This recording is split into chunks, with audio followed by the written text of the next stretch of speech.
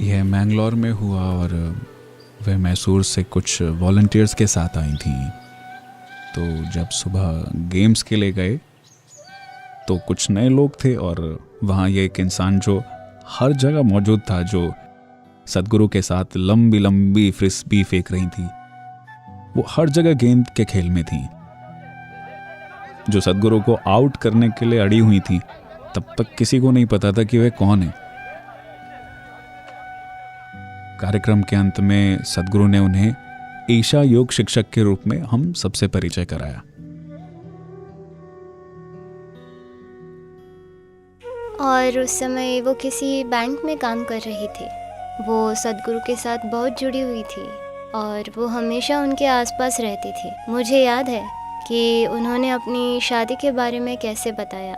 जब मैंने विजी से पूछा यह सब कैसे हुआ, उन्होंने कहा कि वो जब सदगुरु से मिली, उस पहली मुलाकात में ही वो एक दूसरे को जान गए थे। बस इतना ही था और उनके लिए वही शादी थी। इरुप्पु फॉल्स में एक छोटे से शिव मंदिर में उनकी एक बहुत ही साधारण शादी हुई।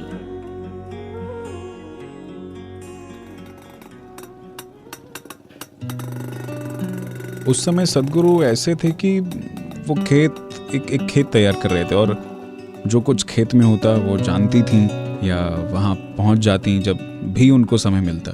सदगुरु आधा महीना अपने खेत में बिताते और बाकी के दिन वो हैदराबाद या मैंगलोर या कोयम्बटूर या तिरुपुर में क्लास लेते थे। हर हफ्ते के अंत में विज्जी मैसूर से दीक्षा वाले दिन आया करती थी। जो भी सदगुरु या विज्जी को जानते थे तो वो हमेशा उन्हें जग्गी और विज्जी के रूप में जानते थे। वे हमेशा हर जगह जो कुछ भी करते, हर चीज में साथ रहते थे।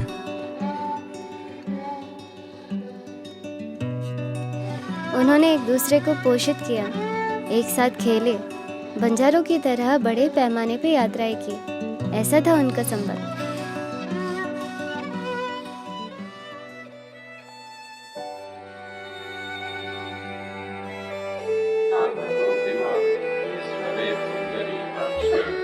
वो योग सिर्फ इसलिए करती थी क्योंकि मेरे लिए ये मायने रखता था।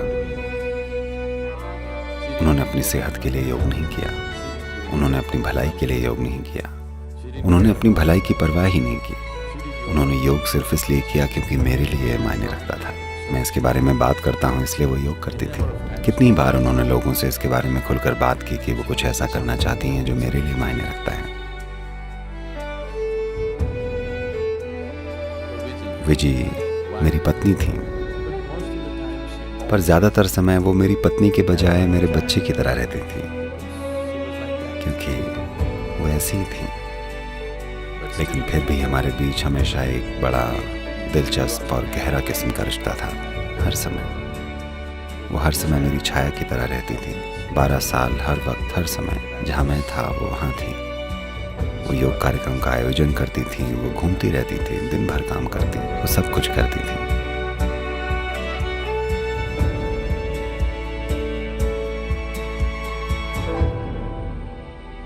हर बार जब वह सदगुरु से विदा लेती थी तो ऐसा नहीं कि वह बाय कहेंगी और वापस चली जाएंगी और अपना काम करने लगेंगी। उन्हें सदगुरु को अपनी गाड़ी में बैठते देखना है, उसे स्टार्ट करते हुए देखना है, उन्हें बाय कहना है और तब तक बाय कहना है जब तक वे नज़र से दूर नहीं चले जाते। शादी के 10 साल 12 साल बाद भी हर दिन, लगभग हर दिन यही चलता था।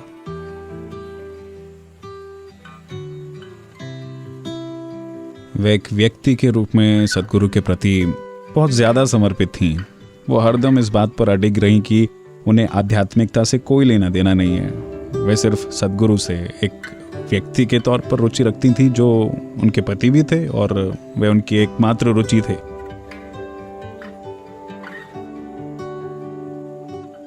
लेकिन सदगुरु के आसपास कोई मौजूद नहीं हो सकता था जबकि वह किसी न किसी तरह से वह गहराई से नहीं जुड़ा हो, अपने आध्यात्मिक विकास के लिए समर्पित ना हो।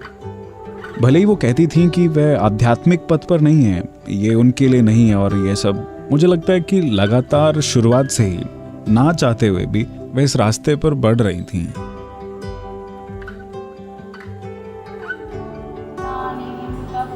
कुछ लम्हे और घटनाएं जो मैंने सद्गुरु में देखी और मेरे अपने जीवन में इन पलों का इतना गहरा असर पड़ा है। विजय के साथ लगातार कई तरीकों से ऐसा हुआ होगा जिसका बेशक बड़ा प्रभाव था।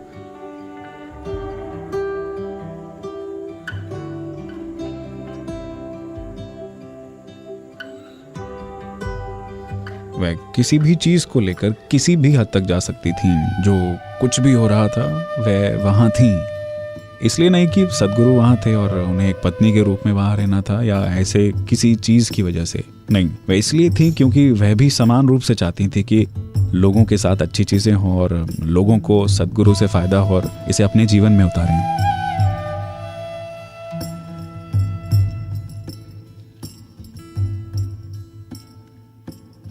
लंबे समय के बाद भी उन्हें याद रहता था और वो पूछती थी, आप उनसे मिलने नहीं आए? सद्गुरु आए, सभी से मिले, लेकिन आप नहीं आए, क्यों?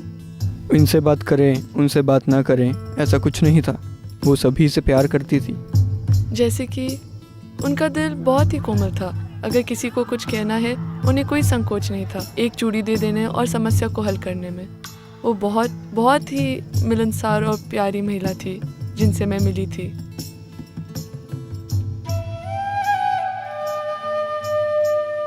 स्कूल जाने से बस 2 दिन या 3 दिन पहले मैं कहूँगी, अम्मा मुझे होमवर्क करना है, मुझे होमवर्क करना है।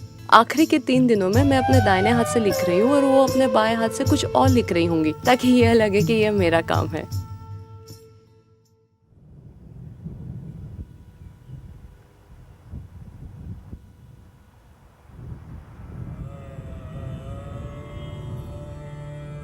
कई बार सद्गुरु ने विज्जी को कई तरीकों से यह स्पष्ट किया है कि वे वास्तव में वे खुलकर नहीं बोलेंगे, लेकिन सद्गुरु ने उन्हें बता रखा था कि उनके शिष्य, उनका कल्याण और उनके साथ जो किए जाने की ज़रूरत है वो सब विज्जी के प्रति जो उनके वादे हैं उससे कहीं अधिक महत्वपूर्ण है।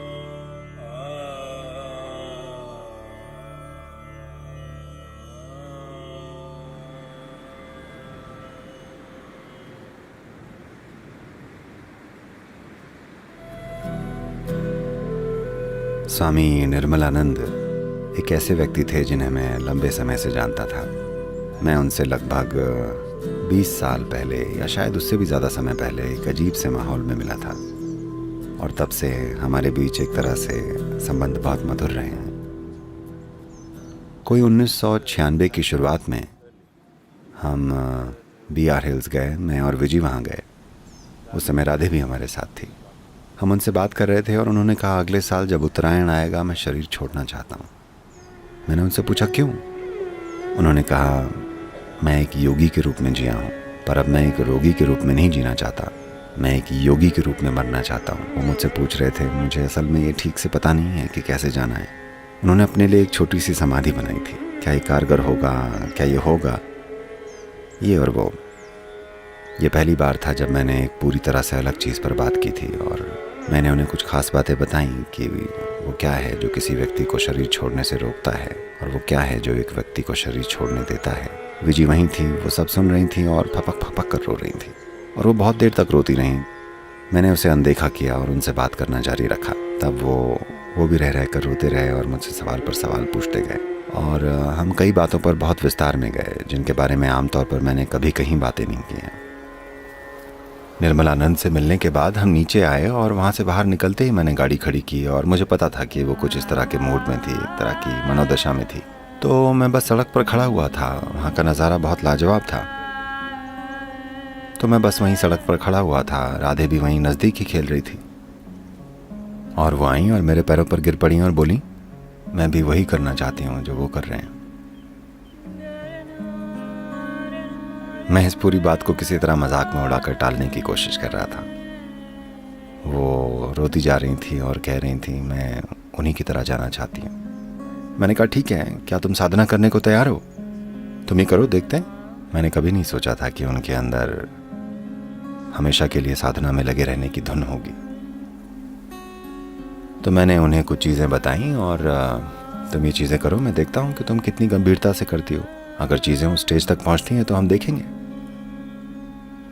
उस दिन से वो बस ऐसे लग गईं कि जैसे वो एकदम अलग ही इंसान बन गईं।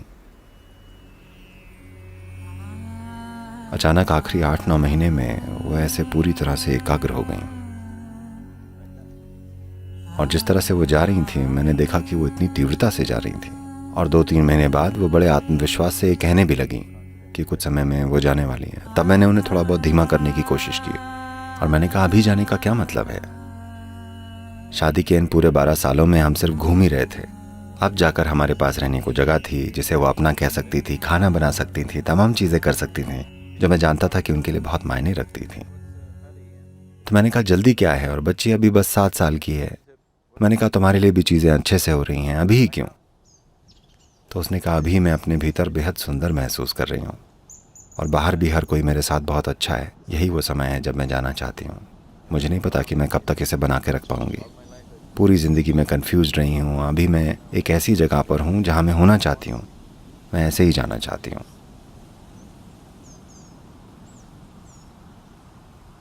इस तरह कई बार मैंने अपने तरीक़ों से उन्हें थोड़ा बहुत धीमा करने की कोशिश की। अगला दिसंबर आ गया, 1996 का दिसंबर। तब हम जानते थे कि निर्मलानंद प्रस्थान करेंगे और वहाँ से हम कर्म यात्रा पर गए। ये ध्यानलिंग की प्राण प्रतिष्ठा का आखिरी चरण था। तो जो लोग इसमें शामिल होने वाले थे, मैं उनके अंदर कुछ चीज़ें साफ करना चाहता था, तो मैं उन्हें 6-7 राज्यों की यात्रा पर ले गया।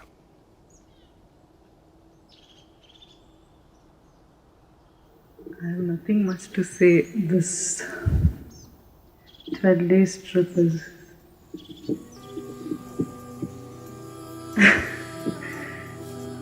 मेरे पास कहने के लिए कुछ ज़्यादा नहीं है। ये 12 दिनों की यात्रा, हाँ, मैंने ज़रूर बहुत ज़बरदस्त ऊर्जा महसूस की और मैं कह सकती हूँ कि मैंने अपने विकास की ओर 1 या 2 कदम आगे बढ़ाए हैं और इसने ज़रूर मुझे थोड़ा और परिपक्व इंसान बनने में मदद की है और मैं खुद को बहुत सौभाग्यशाली मानती हूँ।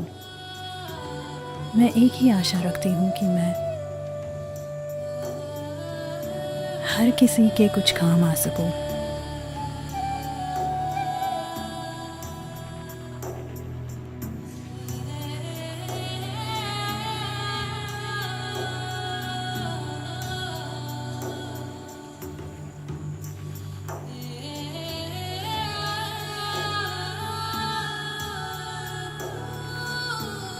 कर्म यात्रा के बाद से वो पूर्णिमा के चांद की तरह चमक रही थीं। जिन लोगों ने उन्हें देखा, उन पिछले कुछ हफ्तों में वो साफ देख सकते थे कि वो एक पूर्ण चंद्रमा की तरह खिल गई थीं।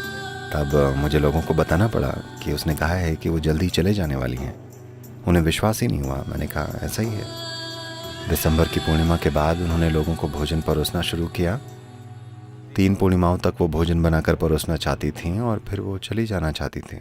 फिर 21 जनवरी को हमने राधे को स्कूल छोड़ा और तब वो पहले से ही राधे से बात कर रही थी कि मैं कुछ समय बाद नहीं रहूँगी।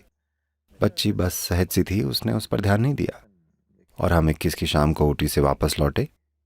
23 की शाम को वो चली गई।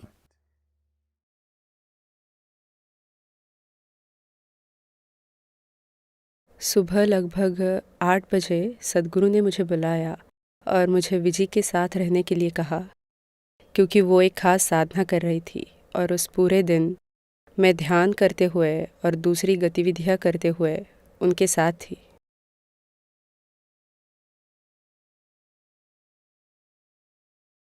शंभो शंभो शंभो और बस खत्म। उसके ठीक पहले वो बाहर गईं। लगभग 6:11, 6:12 का समय था। लगभग 6 बजे वो बाहर गईं। उन्हें गुलाब का फूल चाहिए था, तो उन्होंने ब्रह्मचारियों में से एक से गुलाब का फूल लाने को कहा। वो दौड़कर वानप्रस्थ आश्रम गए और लेकर आए। उन्होंने गुलाब का फूल अपने हाथ में पकड़ा। शंभो शंभो शंभो और बस 7-8 मिनट में खत्म।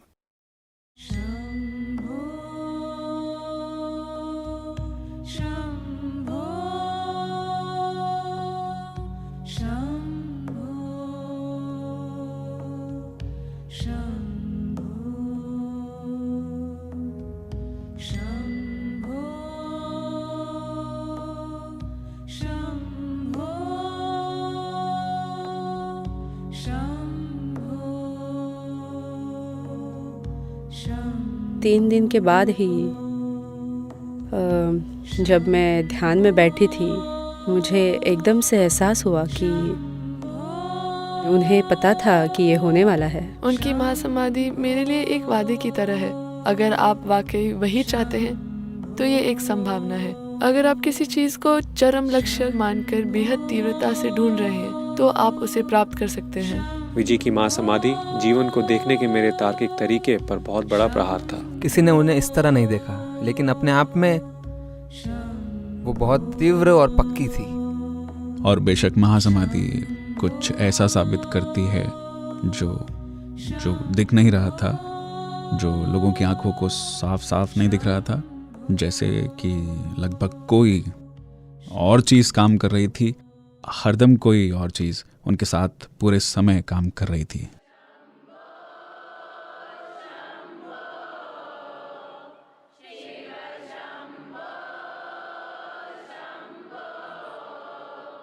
योग परंपरा में इसे एक बहुत पवित्र दिन माना जाता है, क्योंकि कई जीव या तो अपने इरादे से या बस इसमें खींचे चले जाने से उन्होंने या तो ये दिन चुना या इस दिन अपने भौतिक शरीर को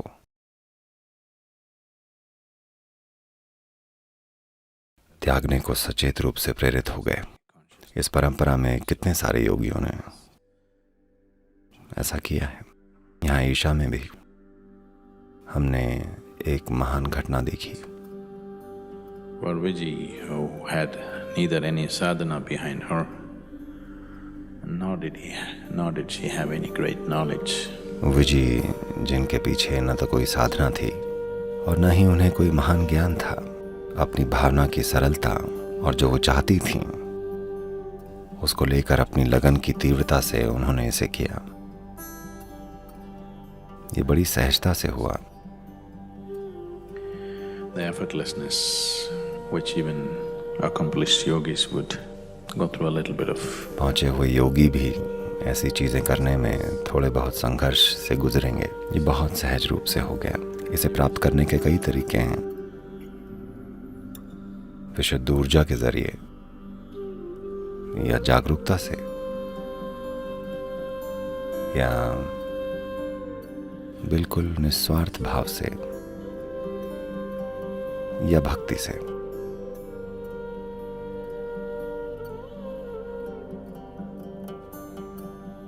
मैं भक्ति को आखिरी में रखता हूं, लेकिन ये सबसे तेज रास्ता है।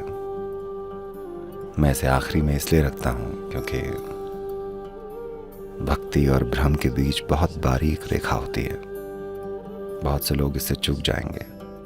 जब वो अपने भीतर ऊर्जा के विस्फोटक अनुभव से अधिक अभिभूत होते जाते हैं, तब धीरे धीरे वो भक्त बन जाते हैं। ये ठीक है। सबसे बुद्धिमान लोग हमेशा भक्त होते हैं। ये एक अलग तरह की बुद्धिमत्ता है जिसे तार्किक बुद्धि कभी नहीं समझ सकती। वो जीवन को एक अलग तरीके से समझते हैं। विजय के अंदर भक्ति और भ्रम का उफान चलता रहता था। जब वो भक्ति के साथ पर्याप्त लंबे समय तक टिकी रहीं, तो उन्होंने इसे हासिल कर लिया। यही तरीका रहा है और उनका भी वही तरीका रहा।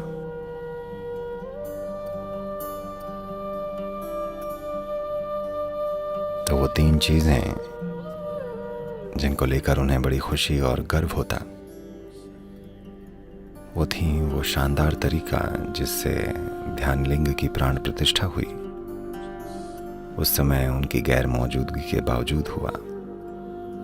और बेशक हर दूसरी चीज जो ईशा के साथ हो रही है, और आखिरी लेकिन उनके लिए ये एक बड़ी चीज होती कि उनकी बेटी एक युवा स्त्री बन गई है।